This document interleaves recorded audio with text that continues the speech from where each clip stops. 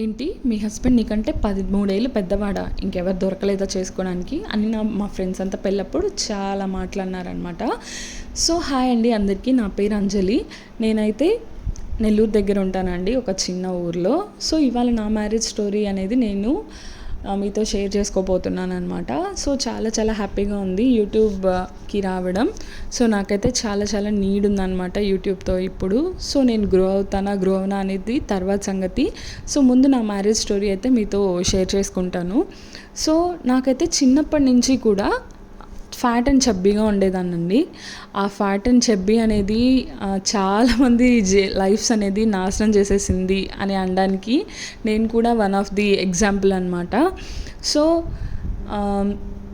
మన పేరెంట్స్ కూడా ఒక్కొక్కసారి మనకి సపోర్ట్ చేయకుండా పక్కన వాళ్ళు చెప్పింది వింటారు కదా. సో అప్పుడు కూడా ఇంకా చాలా బాధేస్తుందండి.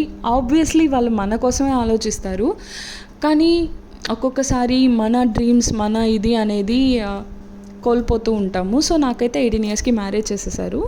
సో మా హస్బెండ్ వాళ్ళు మాకు దూరపు రిలేటివ్సే అవుతారనమాట. సో మా హస్బెండ్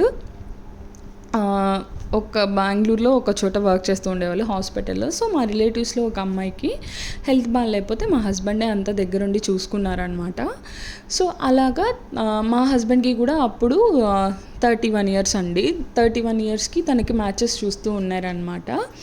సో మ్యాచెస్ చూస్తూ ఉండగా మా మదర్కి అయితే మ్యాచెస్ మా ఫాదర్ కొంచెం మా ఊర్లో అందరికీ పరిచయం ఎక్కువ అనమాట. సో మీకు ఎవరైనా తెలిసిన వాళ్ళు ఉంటే ఇలా సంబంధం చెప్పండి అని చెప్పేసి అడిగారు. సో అలాగా మా హస్బెండ్ సంబంధం అయితే మాకు వచ్చిందనమాట. మాకు రాలేదు యాక్చువల్లీ, మా రిలేటివ్స్ బాగాలేదని చెప్పాను కదా. తనకి హెల్త్ సెట్ అయ్యాక వాళ్ళ మదరు తను వచ్చేసేసి మా మదర్కి ఎందుకు మీరు తనకి పెళ్లి చేసేయకూడదు అని చెప్పేసి అన్నారనమాట. సో ఈ జర్నీ అయితే వాళ్ళు ఇంపోజ్ చేయడం వల్ల మా పేరెంట్స్ మైండ్ అనేది మారి వాళ్ళు నన్ను ఫోర్స్ చేశారనమాట. ఏమని, సో నువ్వు ఇట్లాగే ఈ అబ్బాయిని అయితే మ్యారేజ్ చేసుకో. నన్ను అసలు అడగలేదు వాళ్ళు. సో పెళ్లి చూపుల డేట్ అంతా ఫిక్స్ చేసేసారు. సో నన్ను అడగలేదు, నువ్వేమన్నా ఇంట్లో లేకుండా బయట ఉన్నావా అంటే, సో నిజంగా అండి అసలు నాకు ఐడియానే లేదు వాళ్ళు ఇలాగా మ్యారేజ్ ఫిక్స్ చేశారు నాకు అని. సో నాకైతే వాళ్ళు బయట సీక్రెట్గా మాట్లాడుకుంటే ఏంటి వీళ్ళు అంటే, మా సిస్టర్ అయితే నాకు వచ్చి నీకు పెళ్లి చేసేస్తారంట అని చెప్పింది. సో 1 minute నాకైతే కంట్లోంచి నీళ్ళు ఆగలేదు. I was just in BTech first year అండి అప్పుడు. సో అందరూ చేసుకొని ఉండొచ్చు, కానీ నాకైతే చిన్న ఏజే అనిపిస్తుంది.